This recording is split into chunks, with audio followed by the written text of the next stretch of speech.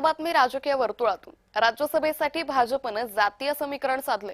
दलित, आदिवासी, धनगर आणि मराठा नेते हे राज्यसभेवर देण्यात आलेले आहेत। त्यामुळे काल भाजपकडून राज्यसभेसाठी यादी जाहीर करण्यात आली आणि ज्यामध्ये दलित, आदिवासी, धनगर आणि मराठा नेते हे राज्यसभेवर देण्यात आले आहेत।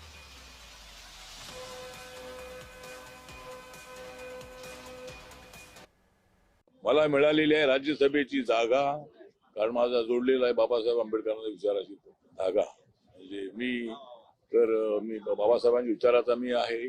कुठेही गेलो तरी निळा झेंडा माझ्या हातामध्ये आहे आणि माझा पक्ष एनडीए सोबत आहे। माझा पक्ष बीजेपी सोबत आहे, पण मग एनडीए म्हणून ते त्या ठिकाणी आहे आणि नरेंद्र मोदींच्या विकासाचा अजेंडा डोळ्यासमोर ठेवून मी त्या ठिकाणी काम करत आहे आणि म्हणून मला या ठिकाणी संधी तिसऱ्यांदा मिळालेली आहे आणि मला मिळालेल्या संधीचं मी सोनं करेन असा मला पूर्णपणे विश्वास आहे।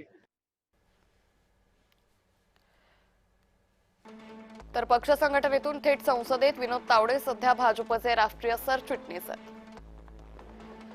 केरळ विधानसभेची जबाबदारी तावडेंवर होती। गेल्या वर्षीच्या बिहार निवडणुकीत पक्ष प्रभारीपदी त्यांची नियुक्ती केली होती। राष्ट्रीय स्तरावर पक्षाची ध्येय धोरणं ठरवणं आणि विविध राज्यातील संघटनात्मक कामांचं नियोजन त्यांच्यावर होतं। रामभाऊ म्हाळगी संस्थेच्या संचालक मंडळावर ते कार्यकर्त्यांना राजकीय नेतृत्वाचे धडे देखील त्यांनी दिलेत।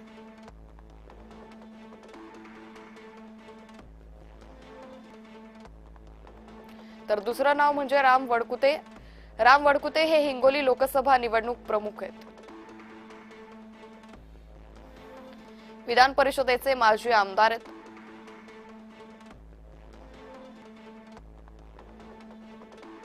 हिंगोली भाजपाचे माजी जिल्हाध्यक्ष आहेत।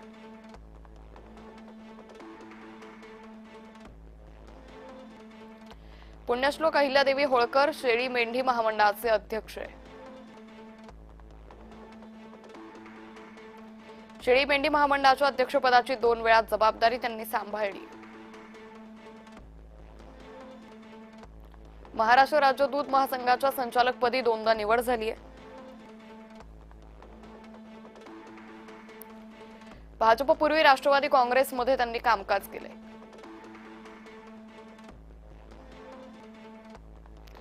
– 2004 मध्ये राष्ट्रवादीकडून कळमनुरी विधानसभा लढवली होती। राष्ट्रवादीत असताना 2014 ते 2019 दरम्यान विधान परिषदेत आमदार होते। धनगर समाजाचे नेते म्हणून रामराव वडकुतेंची ओळख आहे।